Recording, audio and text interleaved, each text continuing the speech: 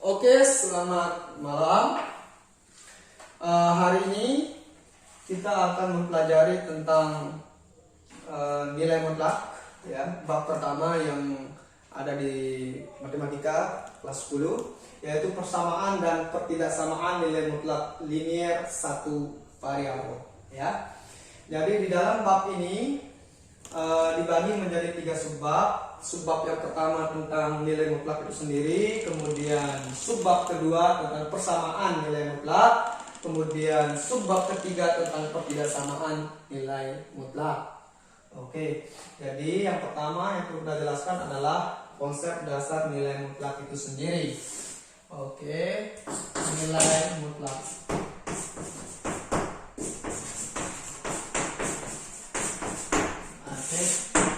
Karena saya memakai buku dari luar negeri, ya, jadi saya coba menjelaskan sesederhana mungkin, ya. Saya juga memakai buku dari dalam negeri.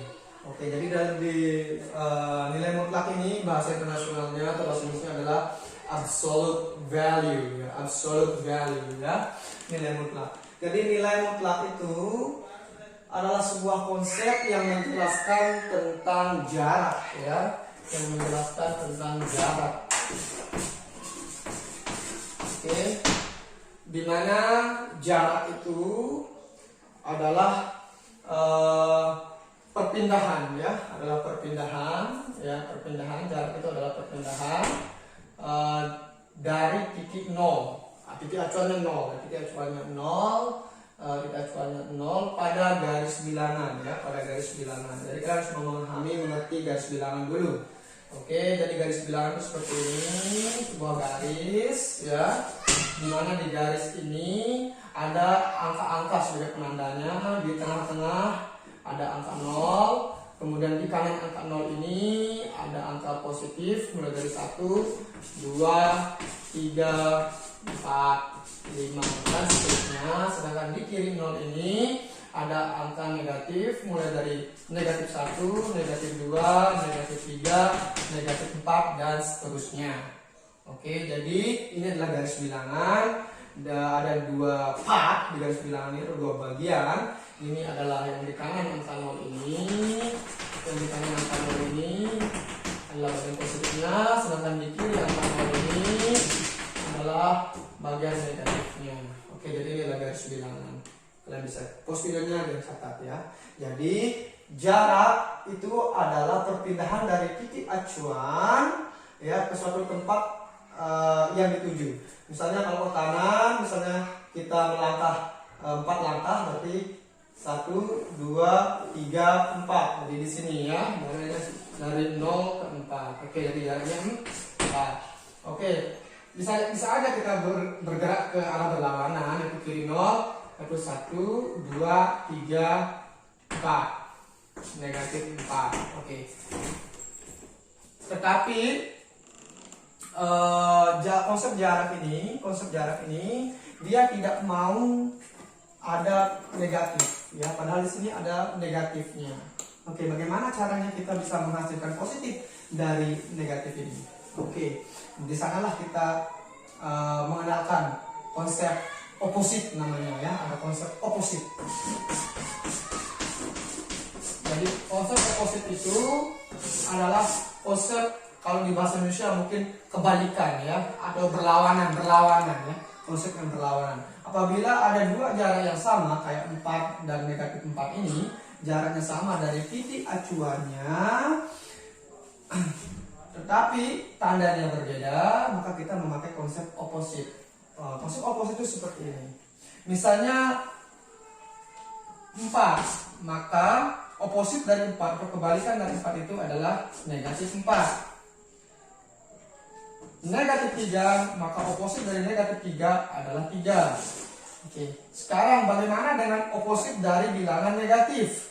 Misalnya oposit dari bilangan negatif itu misalnya 5.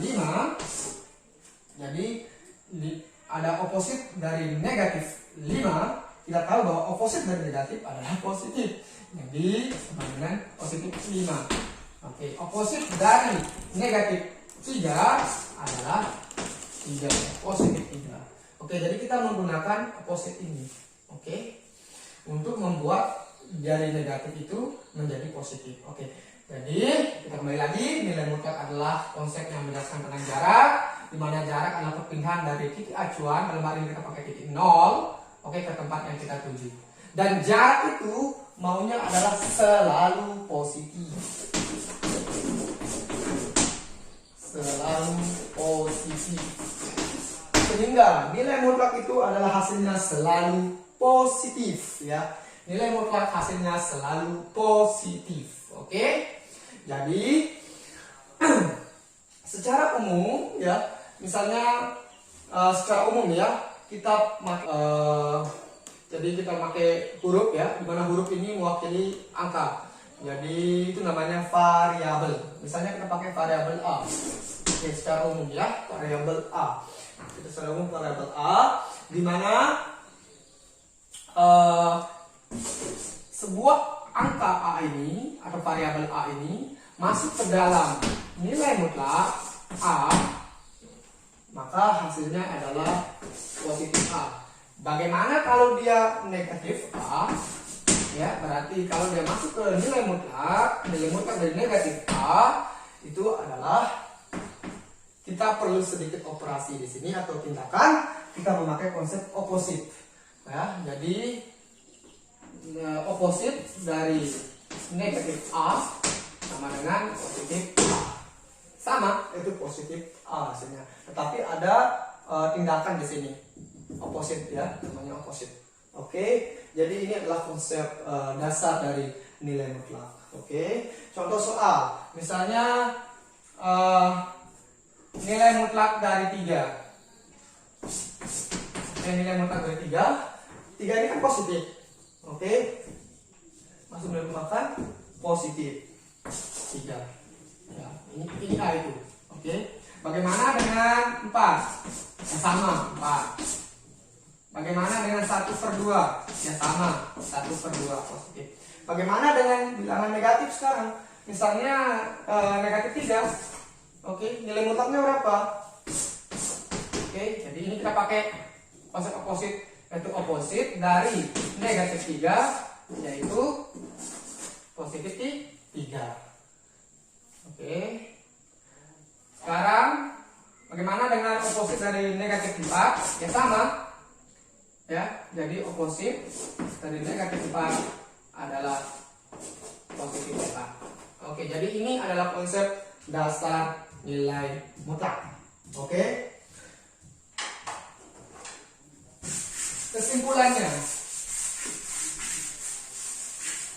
Jadi kesimpulannya, di textbook secara umum, baik yang ada di Indonesia maupun di luar negeri, ya, yang berbuku berbahasa Inggris maksudnya, itu biasanya nulisnya seperti ini.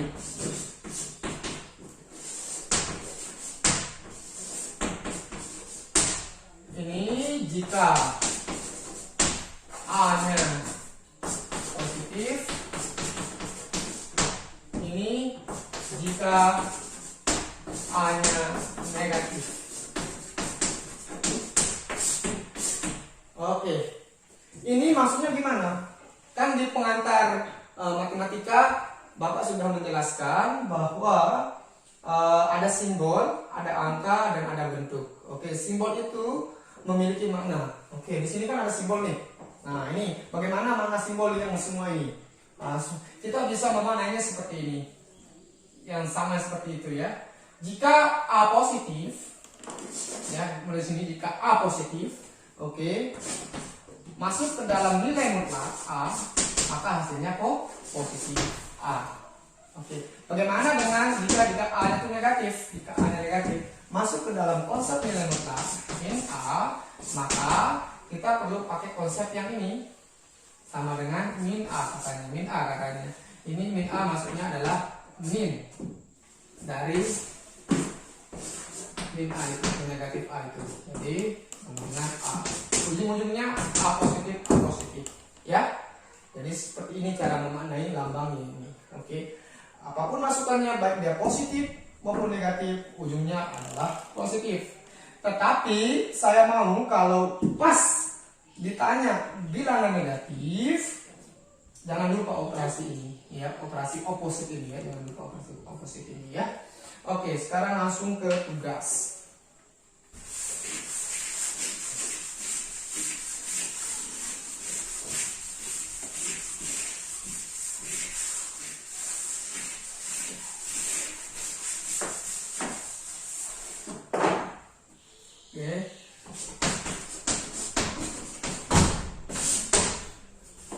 Oke, tentukan nilai mutlak dari angka berikut. Yang pertama nilai mutlak dari 9. Yang kedua nilai mutlak dari 0. Yang ketiga nilai mutlak dari 2/3. Yang keempat nilai mutlak dari negatif 10. Yang kelima nilai mutlak dari negatif 2/3. Oke, harap jawabannya dikirim via email.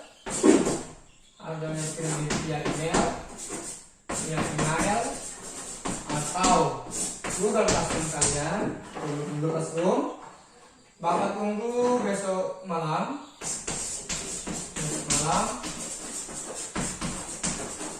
Jam 10 ya. Oke, jadi ini adalah penjelasan tentang nilai mutlak. Oke, terima kasih. Thank you very much.